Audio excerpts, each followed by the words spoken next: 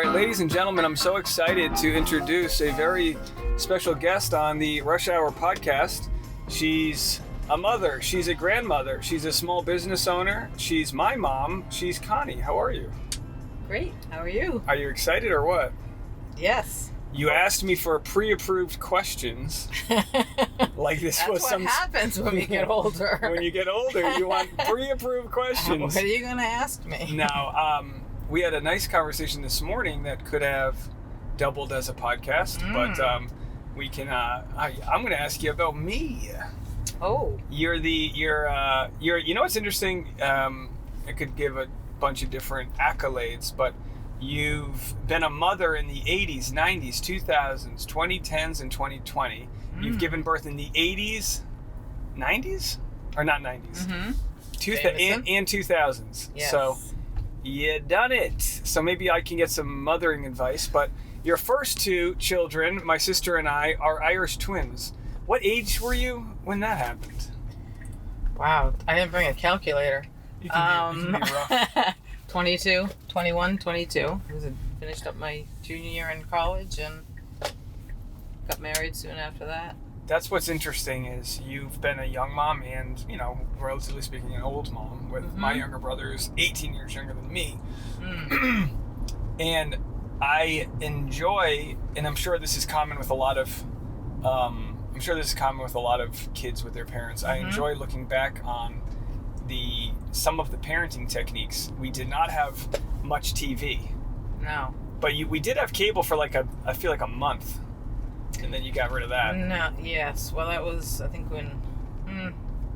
Like a babysitter? I think we even got rid of the TV totally. Want to know that story? Yeah. It was the beginning. It must have been the late 80s, early 90s. Single mother. I don't know why I did this, but it was important to me. I was fixing dinner. We had the nightly news on, 3 different channels to choose from, and the whole what are the Kennedy scandals down in Palm Beach.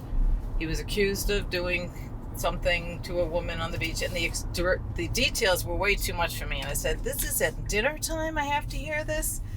So we tidied up and we just got rid of the TV. And I think, this is in the early 90s. Well, you were 5 and maybe 5 and 6. It was maybe 1990, and I'll never forget. So we can find out all the details. But Christy Yamaguchi, that following February, I had to go in this really horrible New England basement and turn the TV on just so I could watch the Winter Olympics by myself. The musty.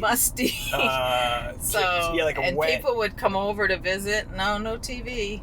And that lasted for a good amount of time, and then we moved to a new house because my excuse was we don't have any room for it. Yeah. And you bought into it. And those TVs were heavy. Big and heavy. Can't even see the score. Like the pixels were terrible. And then I had to go, I was working out of town. I had to have a babysitter come in. We just moved to a new home at a sales blitz in Connecticut. And I allowed the TV to come back in our life. And, it was 3 basic channels, and that's how that ended. But at night, on a Saturday night, Friday night, I'm alone. And I used to put the radio on and listen to Deborah Norville at 10 o'clock on a Friday night. That was the excitement. That was very exciting. The radio, I was on another podcast talking about how I used to, I don't know if you remember. Yeah, I used to listen to Red Sox. That's right. Diligently, like every game. Yeah, like as a 6-year-old. And there was something, Red Sox baseball commentary is kind of very similar to podcasting, which is you're really just catching up with friends in a way. And those friends are the commentators who have a lot of talking they have to do between pitches. There's just not much going on. So there is like a camaraderie that exists on radio, which we have with our audience. And people just, like what we're doing with this show is like, people don't care if you're a rocket scientist or you cured anything. It's just about everyone's got a story. I've used some radio analogies lately because at work we're very busy this time of year and very high-paced, and a lot of maybe some of the gals need some answers quick and they want to give me the living color of every situation. It's like, skip the living color, just give me the facts. When were you there? Did we fix it? You know, like just brevity is like a virtue. when we have so much to process in a day, I don't need to know that there was a problem last, February or something. I don't know.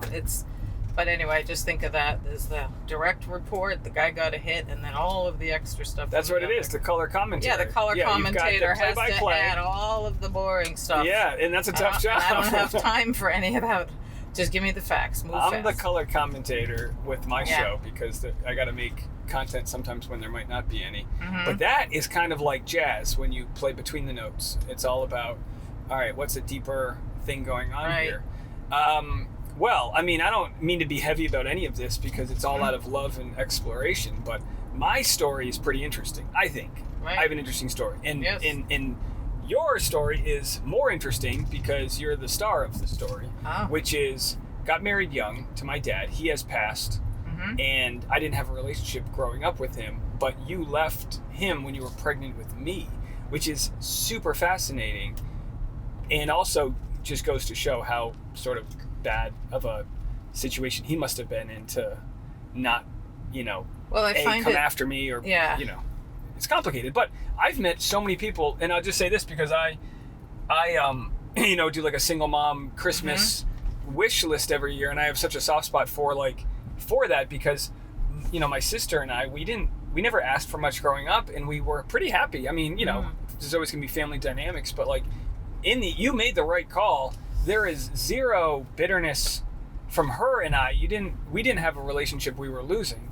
You were just bringing us back to a safer place.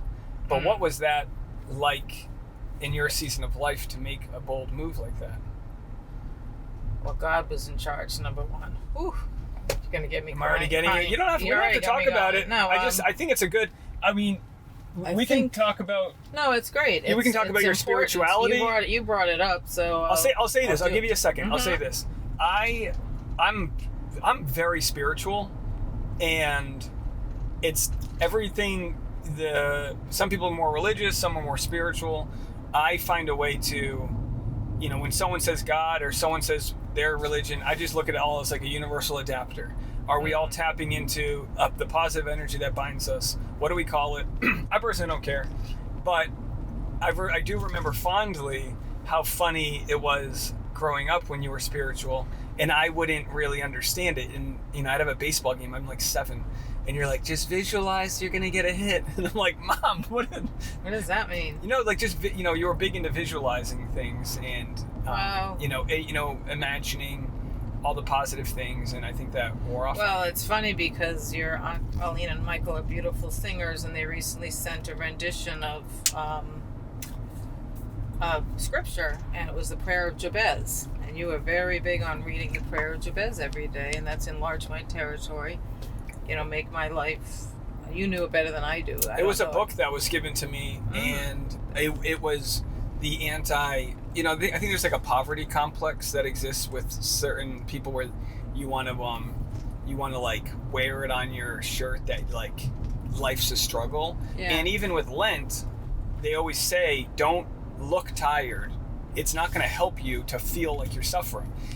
For Lent, you're supposed to give something up, but not show that you're suffering. And I've tried to implement that as a dad. Like, there's no reason for me to show up to work every day looking all haggard, like I didn't get any sleep last night. Like, I'm in a pretty good position as a new dad. And yeah, there's going to be nights like I'm exhausted right now. But it's like not nearly as hard as... So you had 2 kids under the age of 2, Irish twins. Yeah. Why don't you step back a little bit? And I think it's important to say, God, I believe in Jesus is my savior, but I also accept everybody. I've told you recently that I speak to a woman of a different faith every morning or 3 times a week. Can you talk about her faith? We're at the dump, and I like to... or what we call it in our community is a transfer station, because they clearly take these trailers someplace else. Yeah, this is a transfer station here. So I'm just going to bring out the cardboard and I'll watch. So I already know this. So talk about the early days of like being a single mom. The early days of being a single mom. Wow, Dave. The first few months was difficult, definitely. The first few months, having 2 babies and Yeah, it was rough, like anything, like what you guys are going through. Well, we don't. Thankfully, I mean, I lived at my mom's home, and I had a lot of siblings around to help out. And you unfortunately had a little infection on your neck when you were 2 months old, and went. I always wondered how old I was because I tried to tell Tasha that story. You were just a couple of months old, and we wake up one morning. I think Aunt Kathleen had you outside doing some landscaping the day before to help me out. Why was I outside? Well, in a little stroller. Okay. You were just taking a little time. It was a Sunday, and we used to, work as a family, tidying up the house, I guess. And he's sending in all the trash, and I'm supposed to continue to talk. So anyway, you were outside, and I think you must have got bit by something. You had an infection. Do you think that's what it was? A lot of pus. I had that for a while. It was like a skin tag for a while. I brought you to the local hospital. You stayed there for 2 nights, and at this point, they didn't want you parents staying over, so the nurses took very good care of you. So you had to leave me. I had to leave you. Oh my gosh. In hindsight, David, it was a blessing in disguise because I got rest. I mean, I had a 5, 6, 11-month. Oh no, I'm sure. But, so in a way, also you were that would be terrifying, or at least right. It was. You must have had your hands so full. It was terrifying. You were Nick. You were as lean and mean as Augie is right now, and you came home and we're all like, we called you a giant blueberry. Because they really overfed you. They also called you Little Houdini because at 2 or 3 months you were flipping out of your arm restraint. So, which would have been like, Augie's age right now. Yeah, so it was rough, and we got through that. Did you feel though, like, how did you feel? I mean, you don't have to talk about it, but like, did you call my dad? Like, no. How does that work? Did you just? There was no communication. Did you have one of your brothers call him and say it's over? You're backing up to October, backing up right. to October. So I really had, it wasn't as easy as we're making it sound out to be. I had extreme guilt. I was taking his children away, and I had extreme guilt. And he said he was going for therapy and getting help. And by the way, from what I've gleaned, he had other kids have the same thing happen to him. Like, it wasn't like you were in the wrong. He, my other siblings were raised by their grandparents. Like, he was a flawed man. So very deeply wounded man, deeply. And I was ready to go back one day. Was going to get on the airplane, and that's when my brother Dan stepped in and said, "No, just come back to my house for a few weeks, and you need some more time." And at that point, he knew the gig was up. He knew everybody knew the whole story, and that he was... My father did. Yes, and then he just walked away. Wow. And never received a penny, as you know. And not only that, the veterans, he made money every month, and that's a long story. But his story is one that's very sad, because when I did meet him eventually at 20, he did want to, like, help me, like, navigate the VA to get money. I think there was probably a ton of guilt that he was never a fully realized version of himself. Mm-hmm. And the more I learned about him as, like, going to war at 19, he went to war at the age that I met him. So it was like, man, what a wild turn of events and that's why, like, I have so much compassion for, like, people's inner child, because you go, this could have been a guy that could have been me. Mm-hmm. Like me, like I feel like I'm a good guy. He could have been me, and he was robbed of that because of the Vietnam War. And he had Agent Orange on his death certificate, and whatever neurotoxins come from that. Are you kidding me?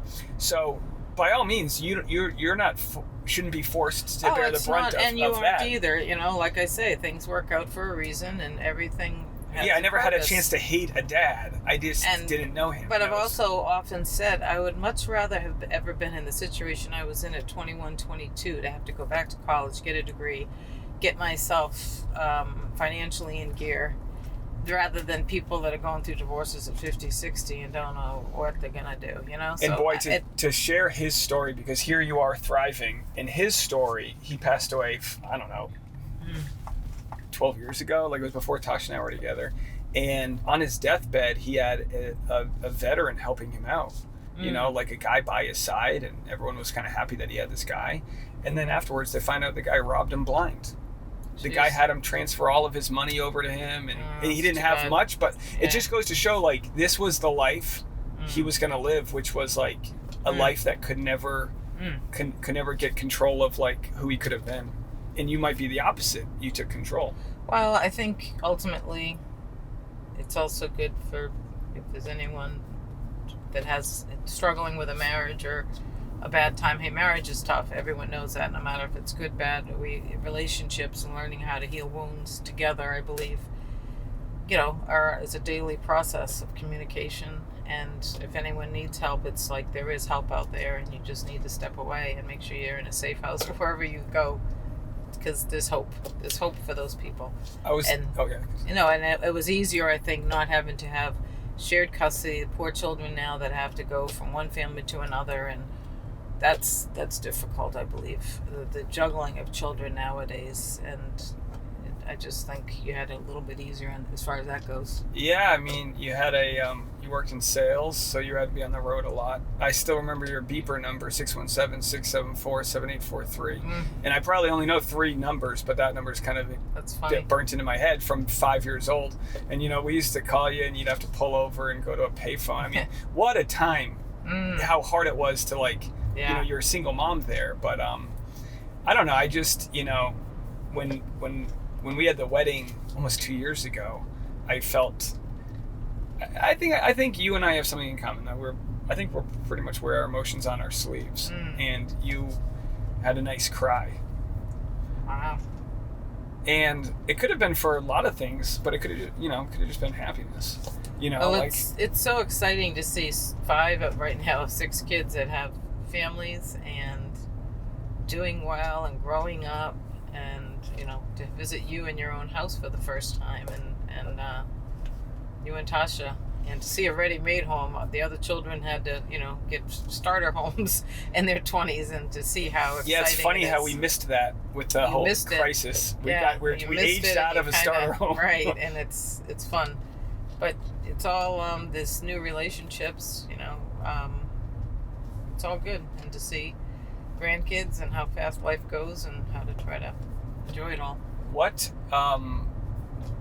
you remarried, I think I was 11 or 12. I walked you down the aisle. What was that like, letting yourself try a new relationship after, obviously, having one not work out, focus on mothering and all of that?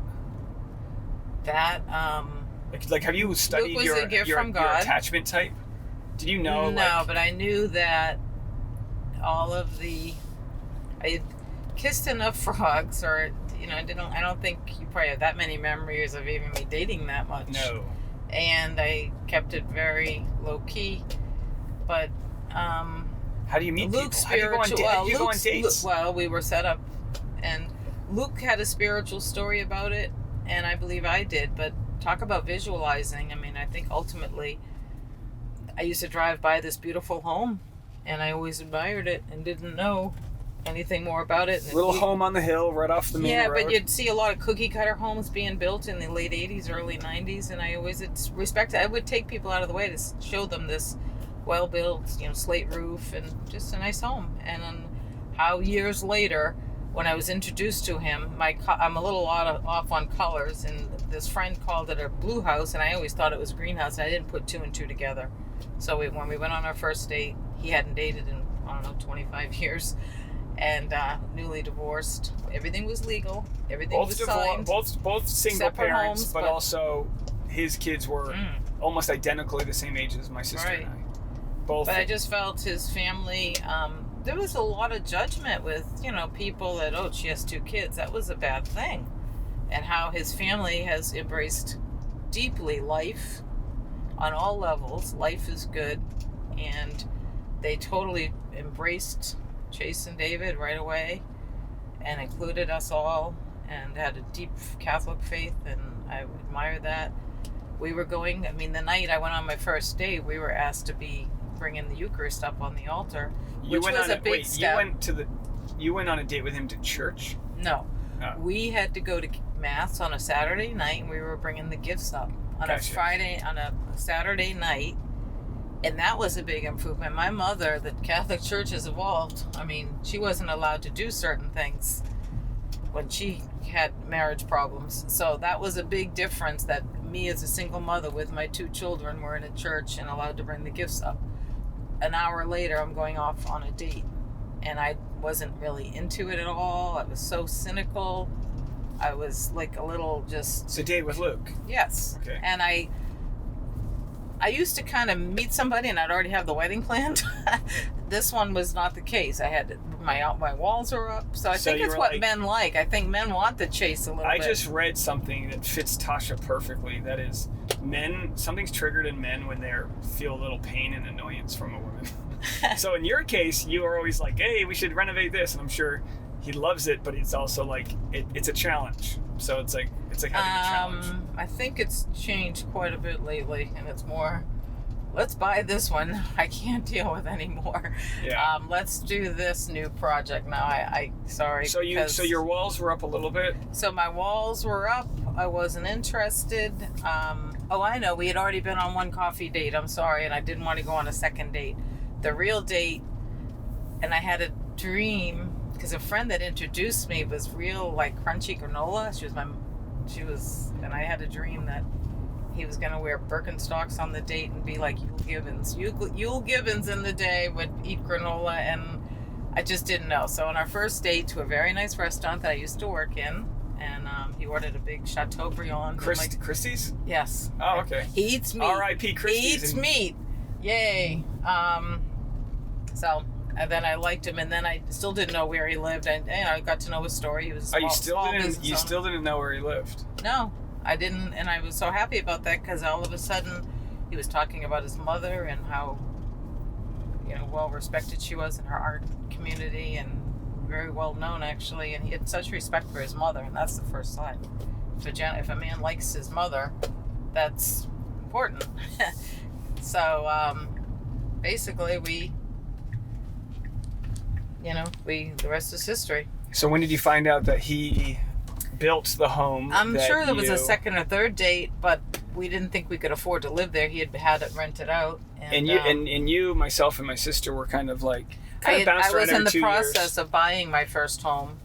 Had a 5-car garage, if you can imagine that. It was a taxi driver's old business. The Webster Street? Yes, we were close. Right. I was excited I because was getting a certain loan, and of course I'm meeting this man that loves old cars, so he was all like, he was more excited than me. Yeah. And wanted to make it happen, and it didn't work out, thank God. But where we ended up living was a cute little cottage type home. We lived there. It was small. Beautiful location, but at that point, built in the late 1800s. So little things little God winks that, I think this is one hand picked. And as much as I never wanted to move from Newport to Portsmouth, it became my home. Portsmouth is a far better place to be for high school and athletics and band. Everything about it was better, but it was it was a real blended family, which I mean, there's a lot of people that they never want to go home. They never want to see their family. And it's really sad because they're just maybe 1 or 2 opportunities away from having meaningful conversations. Right. And I've just had an itch my whole life to have meaningful conversations. But we've never once really talked about you leaving my dad. And then what I wanted to ask you was, and people don't necessarily realize how this could happen, but we never asked, my sister or I, or never ever talked about it, but we never asked if we had any other siblings, half siblings, things like that. Tell me the story about how my older sister Karen came into contact with you. Well, first of all, I apologize. And even when I met Luke, he couldn't even say my ex-husband's name. He said it in a way, it was kind of funny because I was still so he couldn't say it because it would hurt you? Well, just because he knew how touchy I was. Yeah. No, but when something's triggering you, I don't want to pull it out of you in a negative way. No, It's I want you to not feel that at all. For no reason did I do it right. But it was Carolyn that somehow there was a connection. She said, you better sit down, and my aunt had a fan page, but this is before Facebook, where someone could access her husband's comment section on a website. You used to have a website, a dedicated website, and he had a fan mail thing. Yeah, the starting of computers and Googling and finding people. Early 2000s, right, and that's how... So your sister, Carolyn, calls you and says, whoa, this is big? Yeah, you better sit down. Or however she said it, and it was big, and, it all worked out. You met him, and then you had to, but what were you thinking? Siblings are lovely. So you got it. So this is my older siblings from a different, my father had, relationship before you had met them when we were young, right? Or before I was born. Yes. And how did you feel about presenting us with all this information that, hey, you've got siblings trying to find you? How did you navigate that? Oh, I think you were just old enough, and it was just more normal. I mean, it wasn't. I don't remember anything about it really, any details. But Colleen, one of my sisters lived in Missouri, so logistically, we all went out there as a family trip, which was very interesting because I actually met everybody. No. Yeah, I met everyone before Chase did. I ended up going out early. Right. And Michael, and my uncle, who moved here from Czech at the time it was Czechoslovakia, but Czech Republic. Yeah. And he's like a very faithful man, and it was very interesting that of all of the places in the world he could live and my father could live, that it was just a few towns over that he could help facilitate me meeting my brother and then my other siblings. And it was just one wild story after another. But I still felt like it was very touchy to talk to you about that. Well, because it's not like anyone's replacing anybody. I think maybe I was kind of diplomatic, maybe, because I didn't want to say too much negative. I didn't want to say positive. I just wanted to stay neutral and let you have your own experience, because I don't know how people could change. But was it shame back then on my part? I don't know. I'm not sure. Maybe it's something I have to look at. But and I got I was like smart enough to get the full experience, which was he felt bad because I met all the siblings on the first trip and didn't meet him. We didn't meet him on the first trip, and I ended up going out myself to meet him before Chase did. And Chase was way more like dig your head in the sand, in my opinion. Like she was willing to just ignore this, and I was like, no, I want to go like see what's going on. And I didn't care if I didn't need a dad was the point. I just was curious. Right, it was important, of course. And I still from my older sister got the full story of like they were all abandoned by him in different ways, and that's just what it was. And they all had individual stories, and not some sort of trauma bonding. Well, that's maybe the wrong term, but it wasn't like that. It was just, all right, we're all come from the same guy, and we're all have different stories about it, but none of them were what you would see in a movie as a cookie cutter story, which was special to have and to be able to talk about it. I was super emotional going to his cemetery because I didn't go to his funeral. He passed away when I lived in New York, and if I had the money, I probably would have, but I was like, I wasn't. If you just tell someone, oh, my dad died and I'm skipping the funeral, people would be like, what's wrong with you? But to me, it was like, kind of went to show how little he really meant to me, because I didn't meet him till I was 20. But in the end, it's a pretty interesting way of, through it all.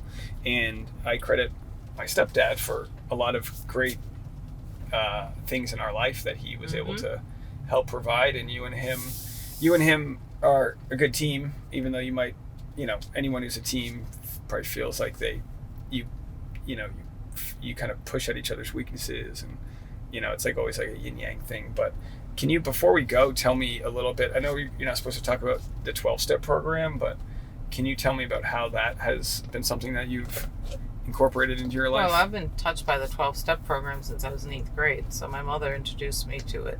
So I didn't really have,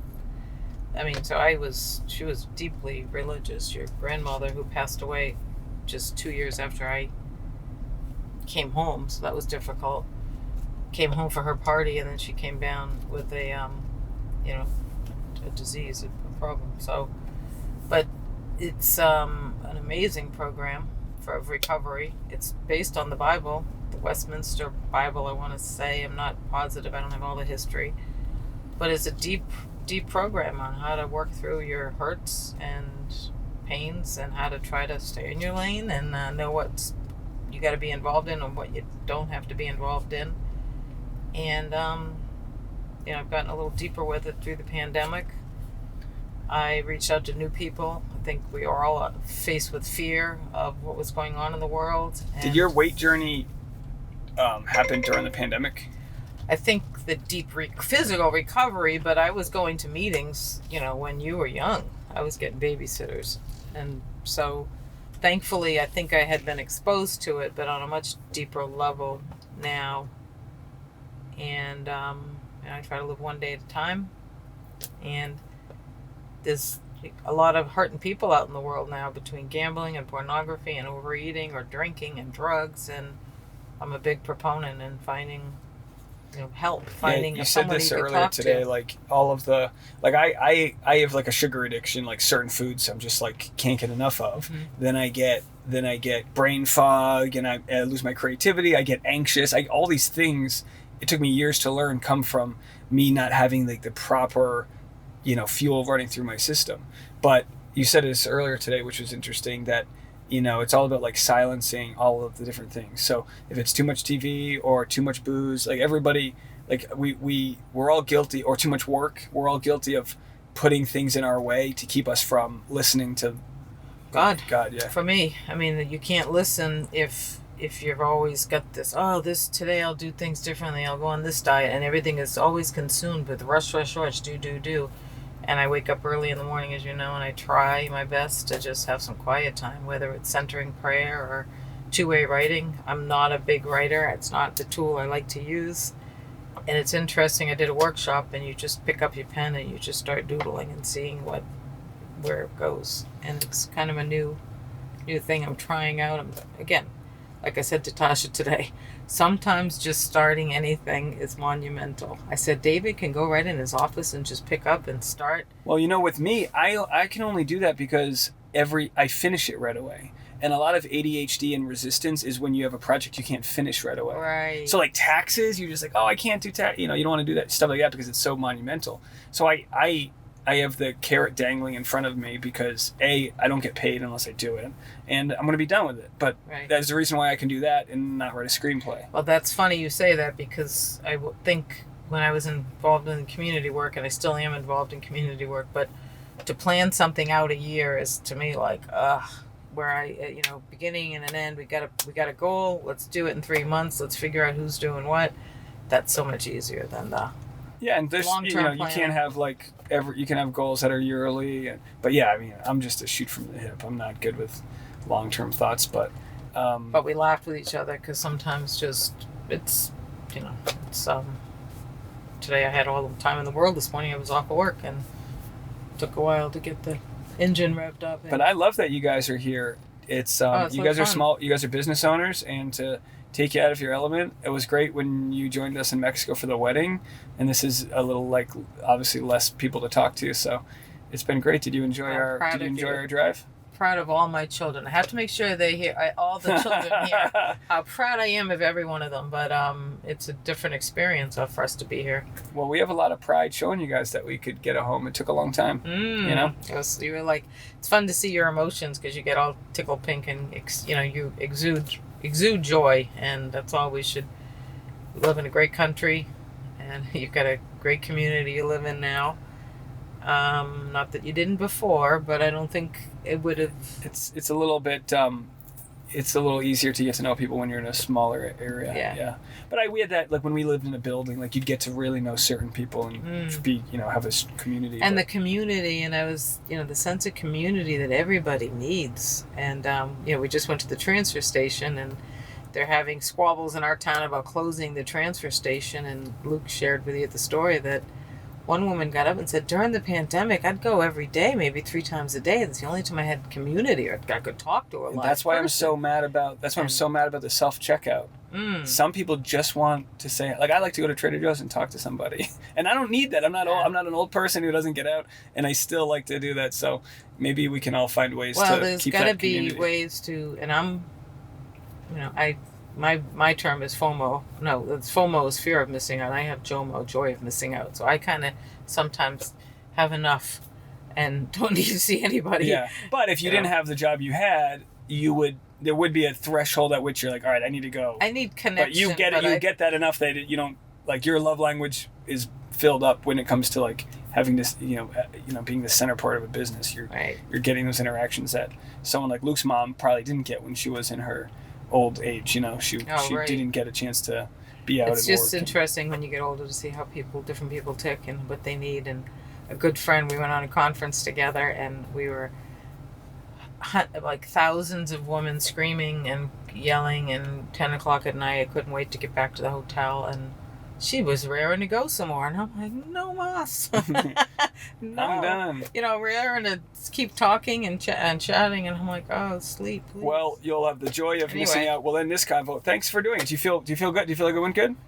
I think so. It was fun. You enjoyed talking about things we don't always talk about? Yeah. It's fun, right? Sometimes you need to take a car ride and put a camera on to force yourself to do this. Yeah, I might be headed to a plastic surgeon after I see this video. I said, Tasha, is there anyone quick around here that I can...